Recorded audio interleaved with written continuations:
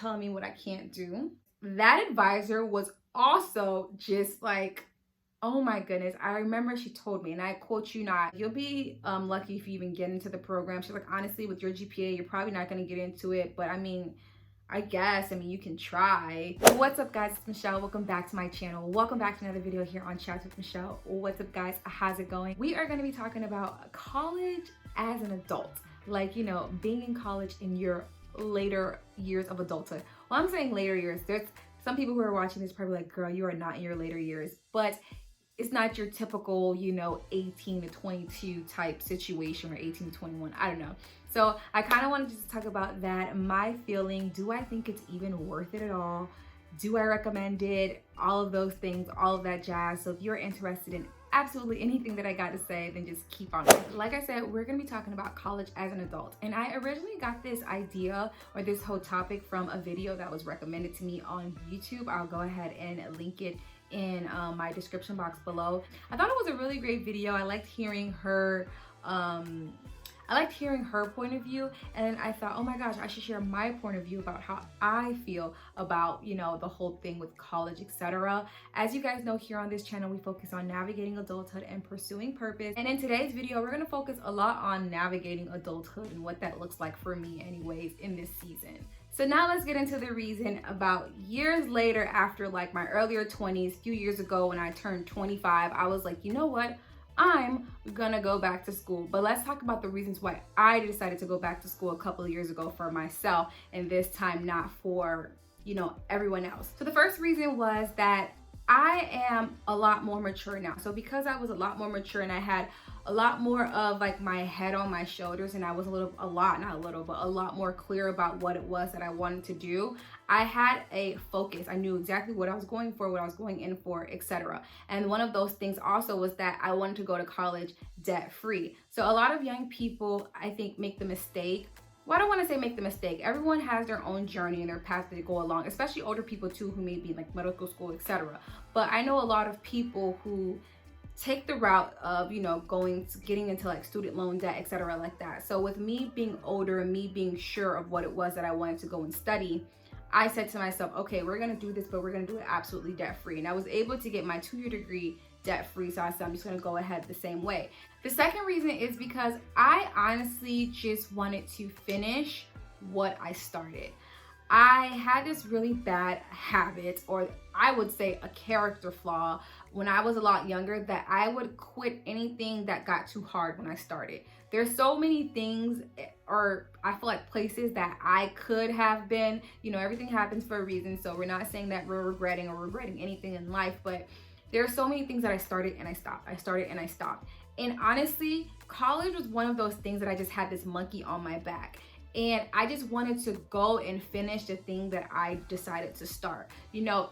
And I want to be clear, I don't know if I said this, I'm not going for like a second degree or a master's degree. No, this is the bachelor's degree, like the very intermediate entry level, I guess, degree that you can have. Well, I guess outside of associate, but it's the bachelor's degree. And like I already said, I know that the bachelor's degree is not life-changing, world-changing, but it's something that I just wanted to finish what I started. And it was just really important for me to start, even though it took me a long time, but I just want to finish. And I can like almost taste the finish line, and it feels good to me personally. The third reason, honestly, is because I'm a little bit of a like, I don't like people telling me what I can't do. And I will say this, when you're in school, if you decide to go to school, I mean, sometimes you cannot choose this, but try your best to have a good and supportive advisor, because I had an advisor that was absolutely atrocious. Like, when I was in school, I had more than one advisor who was like so discouraging, because like I said, when I was in like grade school and like my earlier years of college, I really didn't do that well, if I'm being honest. When I got into like, you know, back into school and I was like taking it seriously and I was actually doing pretty well, the advisor that I had, she was just such a Debbie Downer. She was so like, you'll be lucky if you get a C, girl, like just try to get a C and whatever. She just had no confidence. She didn't try to like push me or anything like that. And I was just like, wow. So, you know, that was that with my community college advisor. Then once I finished at the community college and I was transferring into a university, I met with the university advisor for the college that I was interested in. And that advisor was also just like, oh my goodness. I remember she told me, and I quote you not, she was like, well, you'll be very lucky because the program that I'm in is a restricted program. So you have to apply, get accepted, and then you have to be accepted into every single semester. So you don't just enroll and that's it. Like every semester they have to continue to accept you because you have to keep your grade up, etc. And she was telling me like, you know, well, like you'll be lucky if you even get into the program. She's like, honestly, with your GPA, you're probably not going to get into it. But I mean, I guess, you can try, you know. But she was just like so negative, and I'm not going to lie, like, yo, that put a battery in my back. I was like, why would you tell me that I'm probably not going to get accepted? Like, you know, good luck. Like, it was just so negative. And honestly, a part of the reason I applied as well is because I was like, ooh, like, I'm gonna prove this freaking woman wrong. Mind you, I don't know where she is in life. I don't even really remember her name, and she probably could care less. But that was something I was like, I don't like when people try to like count me out. You know what I mean? And I was turning a new leaf. I was, you know, striving to do better, and them just counting me out and just being so negative really honestly pushed me as well to like push myself to do something that I normally would have quit, or I normally would have let those discouraging words discourage me as well. But I was like, nope, I'm not gonna let this discourage me. I'm gonna do my best. I'm gonna push forward, and I'm gonna, you know, get this done. And sure enough, I did get accepted into the program. And last but not least, number 4 is that honestly, I'm in school because I genuinely want to be there. That's the biggest thing.